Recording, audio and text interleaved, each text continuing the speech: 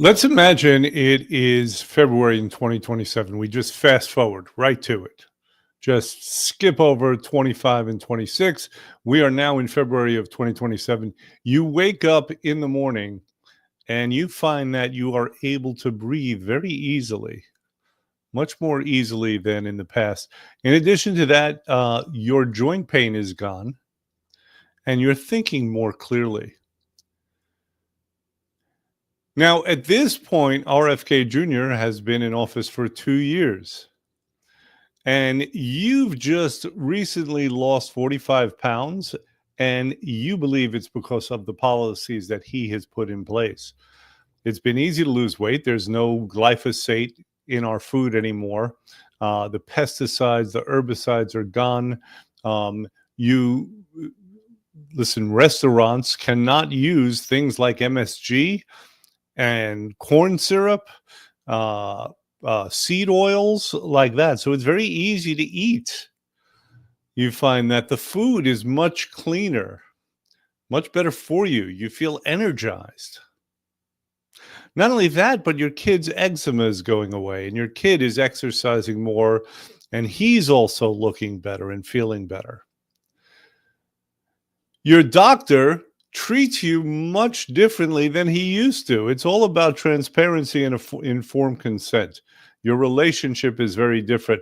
Your doctor is not likely to write you a prescription, not as likely as he is to say, okay, you need to get out and exercise and eat right.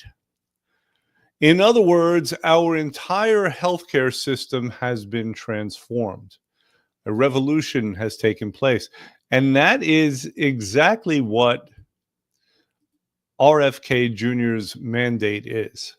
That's what he wants. He wants a health revolution in this country. And he is being empowered to do so, to bring that about. Or is he? That's what we are going to discuss today. First of all, before we do, I don't think has escaped anyone's attention that on Thursday, it is Thanksgiving. So we are having our Black Friday sale. It is ongoing. It is going on right now. Make sure to take advantage of that. My business is very much in alignment with what RFK wants to do. I want to clean things up on the inside of your body. I only exist actually to mitigate some of these problems that RFK Jr. is trying to address. Right? The fact is, we do live in a toxic environment, and we do have to have ways to mitigate and address that. So let's continue with what we were talking about last week, because last week we were talking about this MAHA movement, Make America Healthy Again movement. Will we see it? Will it come to fruition? We have to answer two questions first. We know the vision. We'll talk a little bit more about that vision, right? But that's what I try to lay out to you, an example of that vision. But we understand what it is that RFK is trying to do. Now, two questions arise. First of all, is a health revolution necessary? Is he on the right track? Is he calling it correctly? Or should we be looking at making incremental changes? Secondly, can he bring it about? He's got big ideas. He's got big goals. Is it possible in the bureaucratic mess that is our government and our country? So let's take a look at that a little bit. First of all, let's talk about RFK's mandate. What is he trying to accomplish? Well, he wants to reverse our epidemic of chronic disease, especially when it comes to children. Why does he want to do this?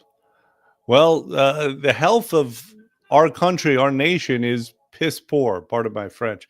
We talked about this a little bit last week. We've talked about it before. Everyone knows it. What you feel on an individual level, what you witness in yourself and your family, that is going on in society. It is not an accident that you're experiencing that as well. Now, in order to bring that about, to reverse this decline in our health, he has a theory of causation.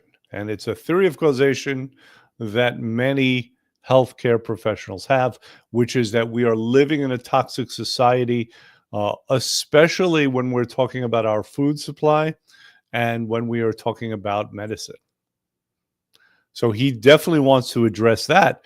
We are being poisoned, he states, by big pharma and by big food.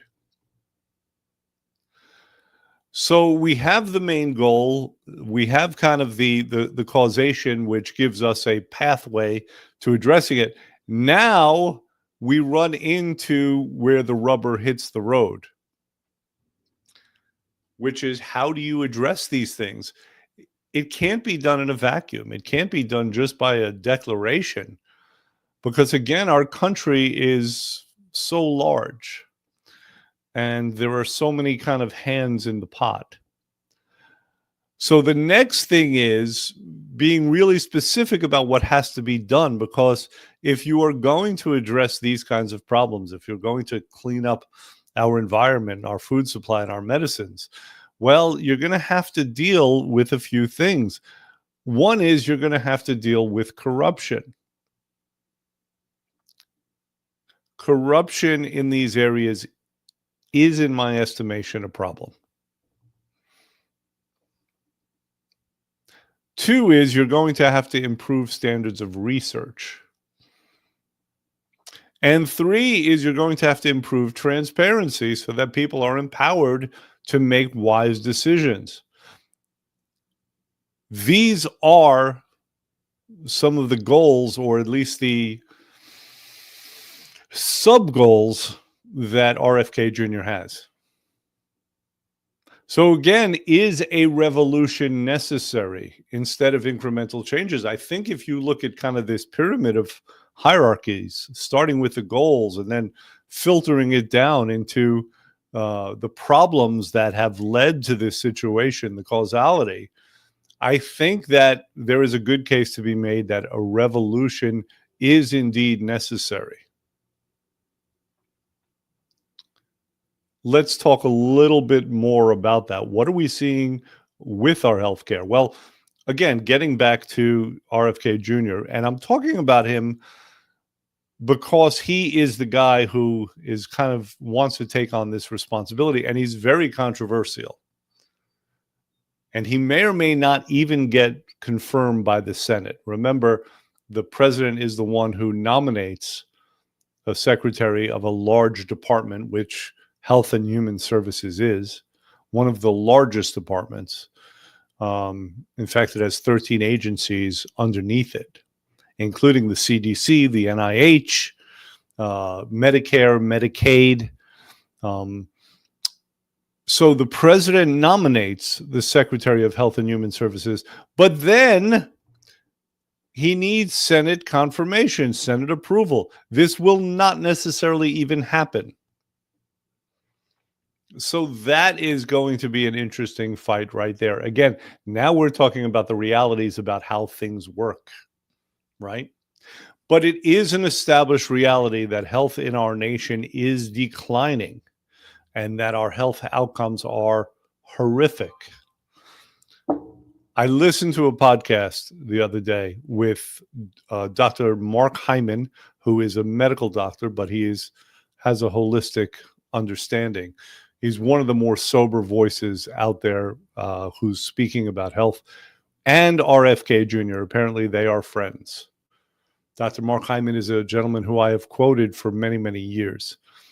And they were talking about, again, the decline of our health. So we've mentioned time and time again that at this point, it's about 70 or 75% of the adults in this country who are either overweight or obese.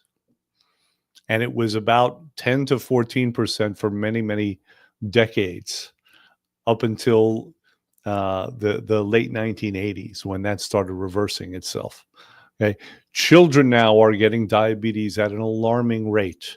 Chronic disease, things like autoimmune, have been growing. What is with peanut allergies and anaphylaxis? Apparently, they have EpiPens in the classrooms now. This did not exist. You were not likely to die from having a peanut butter and jelly sandwich when we were younger. Now, this is me kind of validating what JFK and Mark Hyman were saying. Okay? I don't remember that being a thing. If you see pictures of people on the beach in the 1970s, which you will these days because there are memes online, you'll see it on social media, pretty much everyone in these pictures are lean. There was, again, much less chronic disease, much less autism, much less autoimmune, metabolic syndrome, which is a group of conditions that are associated with metabolic issues, things like diabetes and thyroid and obviously obesity and heart disease and blood pressure issues. Okay, this was not the thing then that it is now. And in fact, even our length of life is decreasing in this country. And as it is, Americans tend to live something on the order of American males, I believe, live 10 years less, have 10 years less in life expectancy than men in Japan, for example. So there is abundant evidence that a health revolution is needed. Now let's talk about the ability of this gentleman who sees it this way to bring it about. That's where the problems exist. Okay. Corruption. He wants to go after corruption. He claims this is part of the problem. And indeed, be it health professionals or be it the news, the media, there is a financial incentive for them to keep things the way that they are. We spend much more on medications than any other country in the world. Okay, we spend much more on healthcare. One out of every $5 in our economy is spent on healthcare. And in other nations, it's like 1 out of 10. And we have the worst outcomes.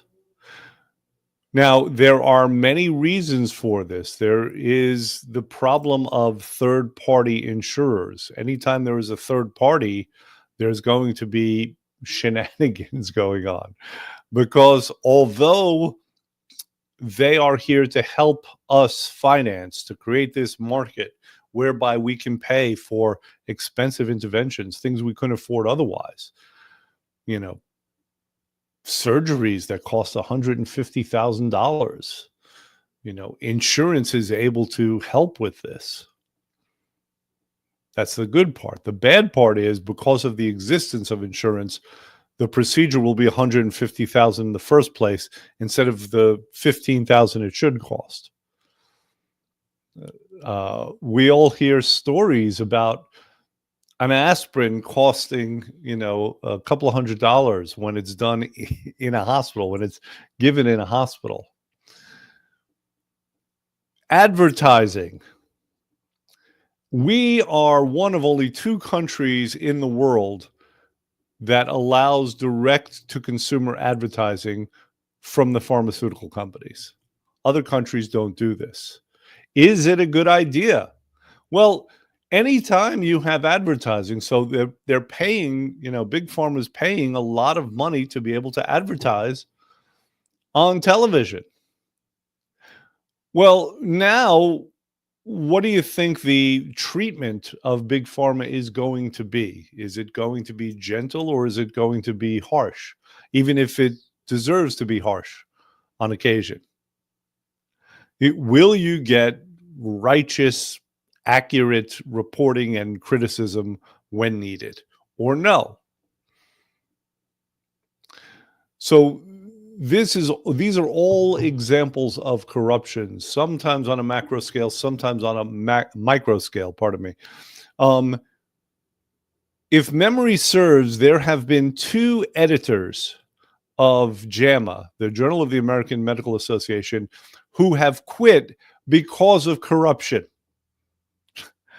in their estimation, because they felt that their content was actually being influenced by the fact that they were allowing advertising and studies have been influenced. So this is all part of some of the things that have to be addressed if you're going to address health in this nation. There needs to be less corruption. There needs to be greater transparency. Transparency should be an essential part of public health and of any interventions. Okay, how well informed are we as healthcare consumers? How well informed are we by our doctors, by the people who are making recommendations for us to do what we're supposed to do?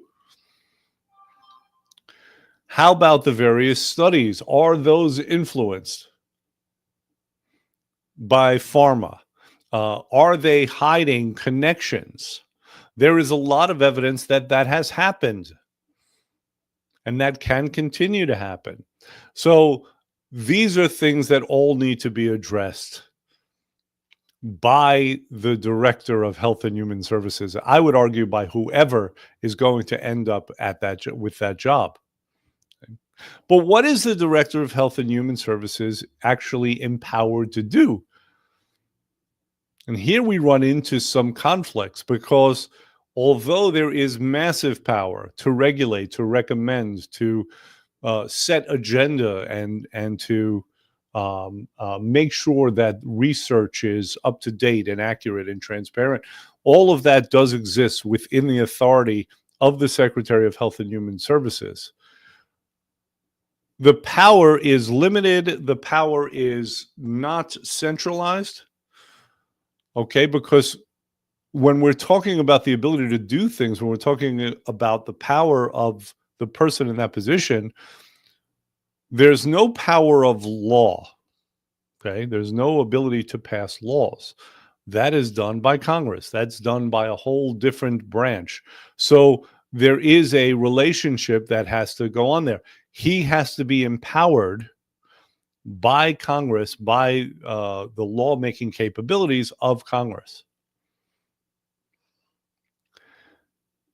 It's also true that states have the ability to make their own regulations and their own laws. So when it comes to things like vaccines, and this is a controversial topic, and we keep hearing that RFK Jr. is an anti-vaxxer. He has already stated that, he is not an anti-vaxxer. His children have been vaccinated. He is a vaccine skeptic. And he has stated that we will still be able to be vaccinated. They will not be made illegal. He could not do it anyway. Could he influence? Yes. Could he influence behaviors? Yes. Will he? Possibly. Okay. But he could not just arbitrarily decide that, we're not going to have any more vaccines in this country. States are the ones who have the individual rights to pass laws regarding vaccines. And those of you who are aware of this subject know that. In different states, there are different laws and regulations. Mandates are done differently in different states. In the state of New Jersey, for example, there is still, at this point, exemptions for, I believe, religion and philosophical exemptions. I believe they still exist. That was a big controversy a few years ago where they wanted to get rid of that because of declining rates of vaccinations. Okay. Other states do not have exemptions for those things. I don't think New York does. I believe in New York there are no religious or philosophical exemptions when it comes to vaccine mandates. So in RFK Jr.'s reign, he will likely work against vaccine mandate. He stated that. He is not a fan of mandates. He is a fan of informed consent and individual choice and responsibility. Okay? It's controversial. And again, the question comes to what are his ability to bring it about? An interesting thing when looking at the regulations and authorities and responsibilities of the head of HHS is that there seems to be two different conditions and two different sets of authorities, and it depends on kind of the status in the country, right? So The authorities are much greater if there are emergency conditions declared. Now, that's historically an unlikely event, isn't it? Except recently we just had a big, large-scale health emergency, right? And the people in those positions, their power increased dramatically. Now, that could happen. That could be a way of getting around Congress and perhaps around some of the authorities of the states, would be to declare a national emergency for health, a national health emergency. Now, could one make that argument that it's warranted? Well, given what we were just talking about before about the necessity of a revolution as opposed to incremental change, because of the statistics, because of the results that we have in our country, because of the trends, yes, that is a possibility. I am not sure how authoritarian RFK Jr. wants to be. I know he wants certain things. I'm not sure how far he will go as far as means. He does not have the right to declare a national emergency. His boss does. The Secretary of HHS reports directly to the President of the United States. So is that something that might occur? Might a health emergency be declared? Yes. Pardon me. Time to take a sip.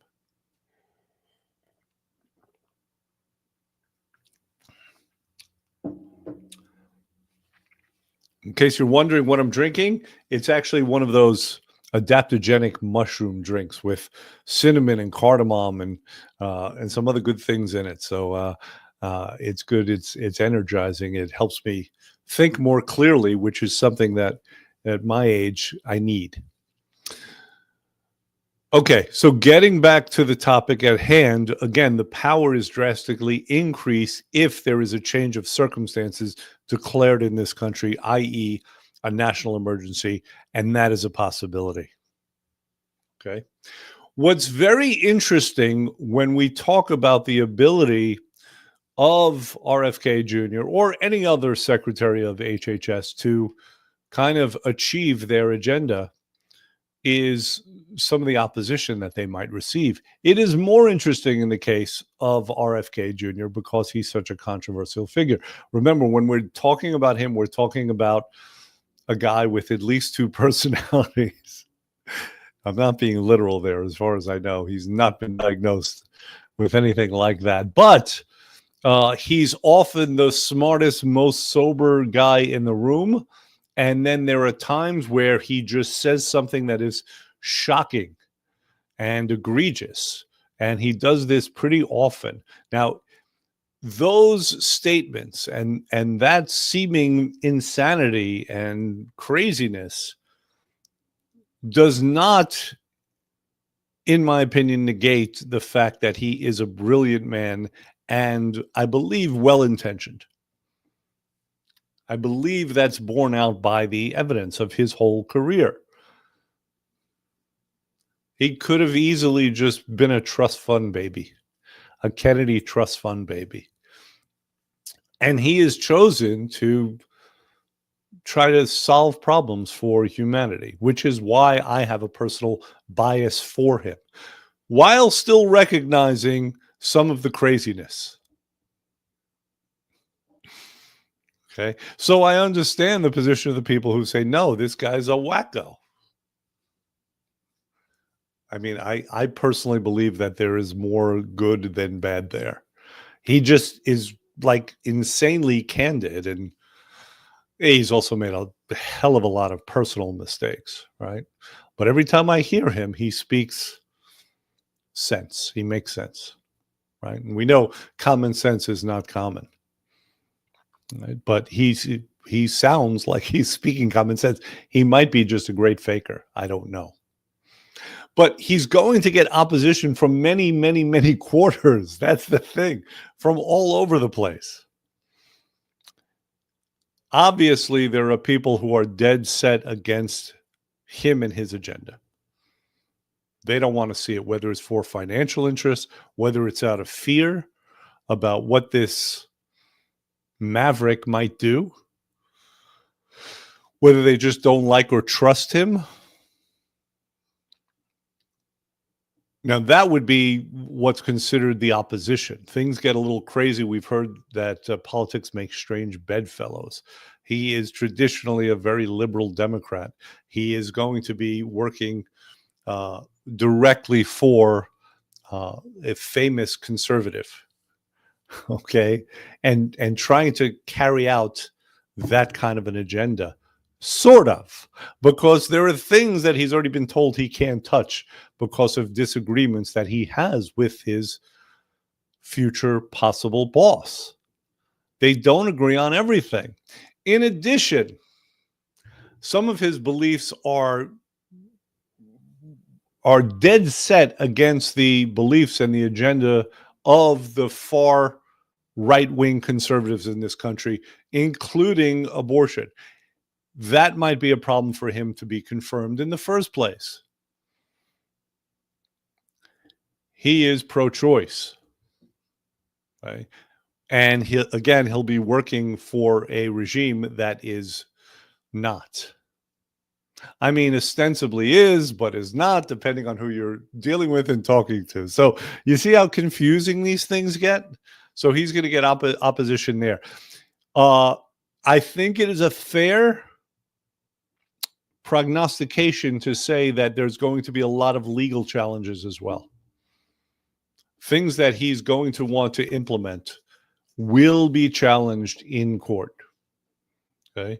So that has a couple of potential consequences. One of them is, will they be blocked? Obviously. But the other is just the time factor. You know, the things that he wants to implement to change kind of the direction that things are going in. I mean, it could take years and years. So that's a problem as well. And again, now we're talking about practicalities. We're not talking about vision. We started off with vision. We started off with ideals. We started off with a scenario, a possible scenario, right? If RFK Jr. can implement his agenda, what would it be like? What would it be like for us individually?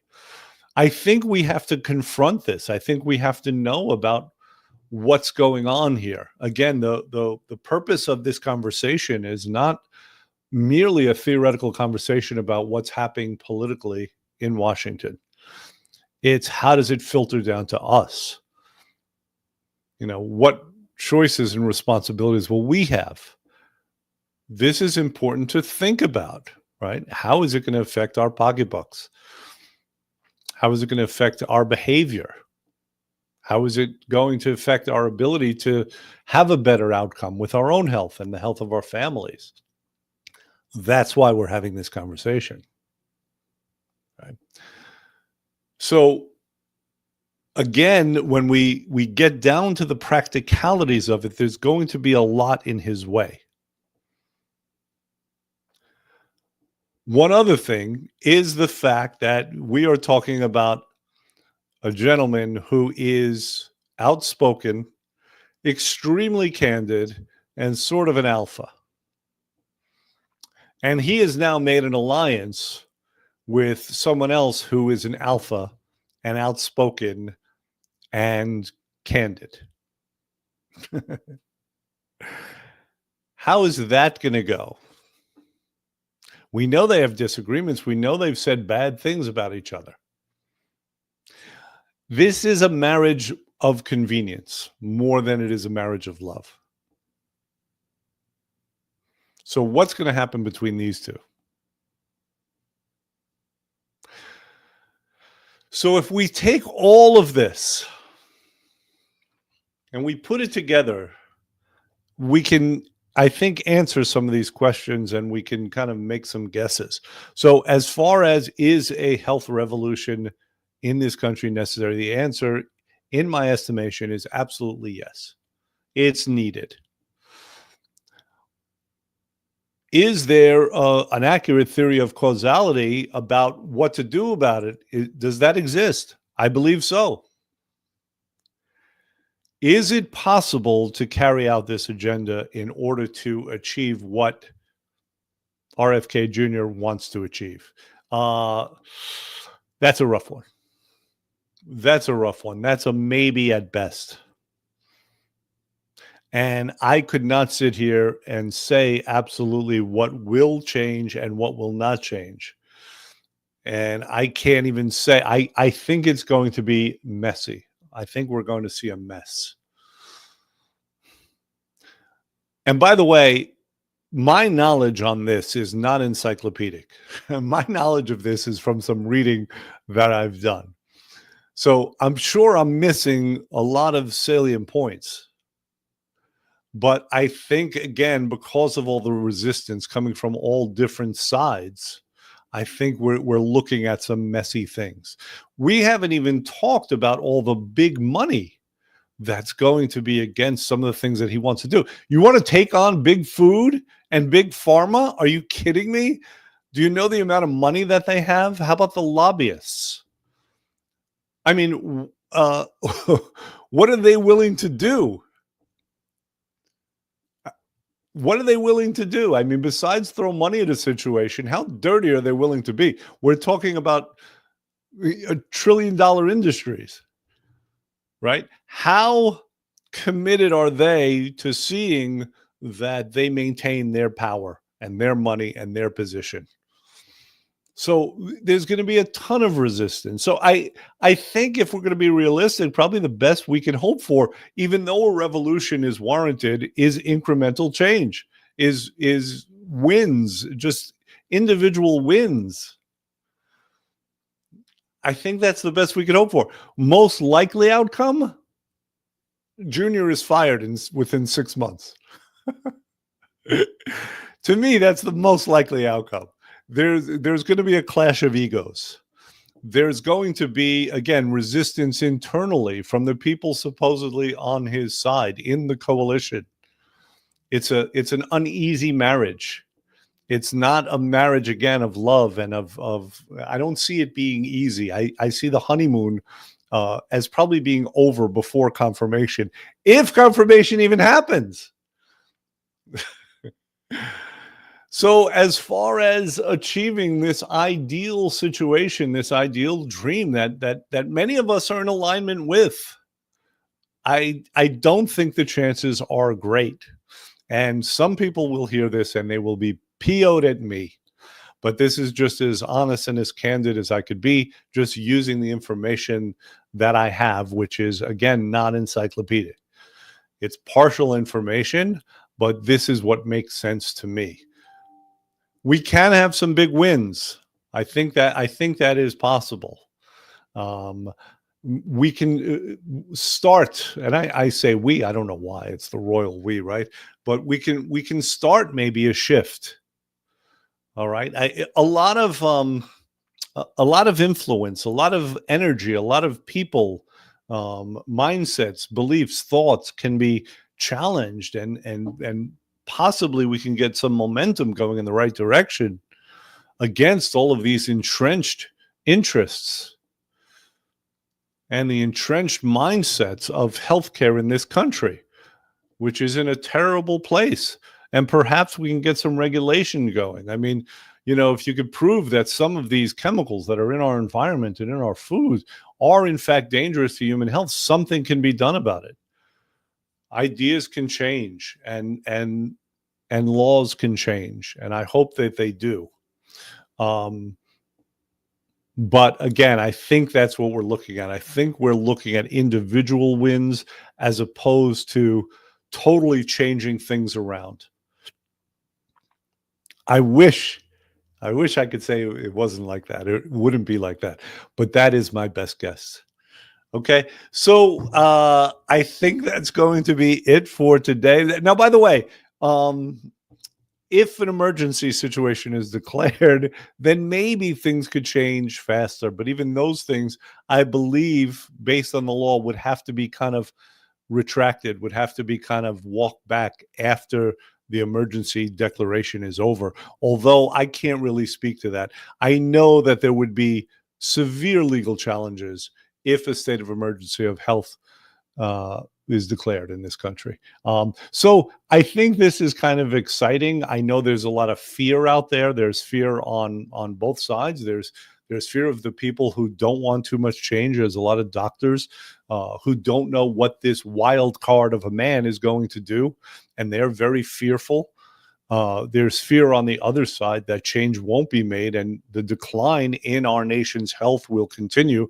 By the way, it can and it has been argued that when we're talking about a decline in physical health, that inevitably leads to a decline in awareness, in mental acuity, which brings about poor decisions, which brings about just a decline in ethics and morality and any other way you could think of. I mean, health is wealth. So there is a lot of fear and worry about this one appointment or potential appointment. I think it's pretty interesting. I'm glad we're having this conversation. That's going to be it for now. Have a great Thanksgiving. For those of you who want to take advantage of the Black Friday sale, please call in. If you have any questions about how to navigate Thanksgiving, that is something that comes up often this time of year as people are worried because they know they have a tendency to get out of control. That has been known to happen. There are certain strategies that are possible to lessen the damage or make sure there's no damage at all. I have people who are going to be losing weight over Thanksgiving and Thanksgiving weekend and the holidays. How do you like that? And these are the people that are going to be sprinting into the new year, feeling better, with a different attitude and a brand new joie de vivre. And that's what we want. Good word, joie de vivre. I believe it's French. Have a good one.